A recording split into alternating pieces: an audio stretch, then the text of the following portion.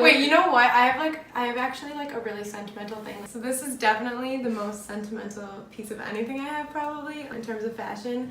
This is a super old, I wonder if the year's on it, no, but it's from the 80s, and this is I guess it's a set that my mom actually met my dad in. And also with like neon coming back right now, I brought it to school because I think it's super cool. Pretty much all of the memories I have from when I was little were me sneaking into my mom's room and stealing her shoes and trying to fit into them. And then I would walk downstairs and tell her every year how much more I had to fit into them until I finally did. Well, I remember I used to buy a lot of drugstore things, but I remember my first ever expensive makeup or high-end makeup. It was an Urban Decay set of the little chubby eyeliners. If anyone remembers like the NYX chubby eyeliner things, it was the Urban Decay ones, and I got a blue, a purple, and a pink one, and I ordered them off Sephora for $16, and I thought I was the coolest person ever because I saw Michelle Phan had them on YouTube. And then the beauty community started, and I was obsessed with it when I was 12 years old. Like I said, Michelle Phan, she was my first person ever.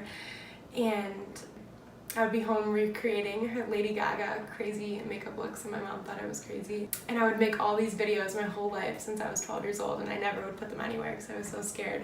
But my senior year of high school, I finally started to put them out there, and then I started a little YouTube channel, and I put makeup videos on there, and I talk about thrifting and how important that is to me, and that's why I'm here today studying the business of fashion, because I really want to get into textiles. And then after that, I just made a bunch of kind of DIY videos, and like I started out not even showing my face, and then slowly got more comfortable with it. But I never told anyone about it for months, and then one day at school, a girl told me that she was watching them in her environmental class, and I got so embarrassed, my face turned beet red, and I had no idea, so I asked my friends, I was like, do you guys that I had YouTube videos? And every single one of my best friends knew about it and never said anything. So eventually that just made me feel a lot more comfortable with it because they were all so supportive, and they all thought it was really cool and that I should keep doing it because they also knew that I wanted to do it since freshman year. It's important to me because that is how I learned about everything growing up. That's how I learned about makeup and fashion and thrifting and vintage shopping, and how I learned about the fast fashion industry, and it's why I am who I am today and where I am today. So I hope that by being on it and building a platform that I can influence other young girls, just like I was influenced in such good ways.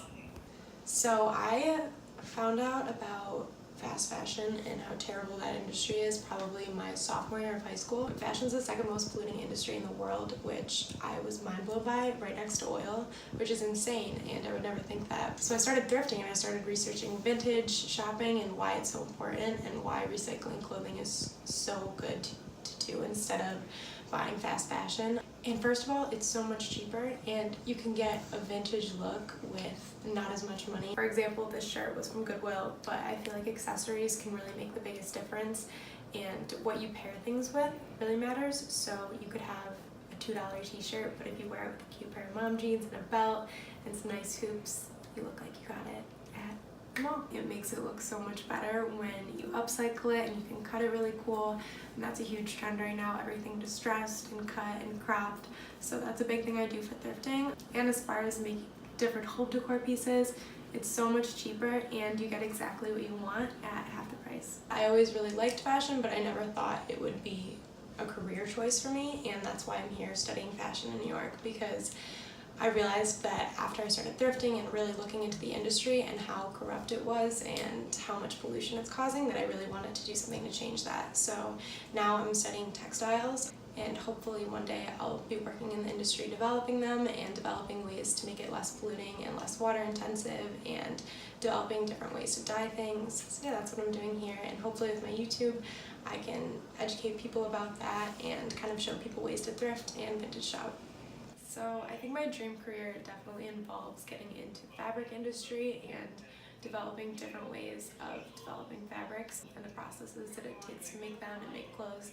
But hopefully I could get YouTube incorporated into that, and that would definitely draw more people to whatever kind of business I want to be in, or if I would ever want to start my own business, I think YouTube would be a really great avenue to have attached to that.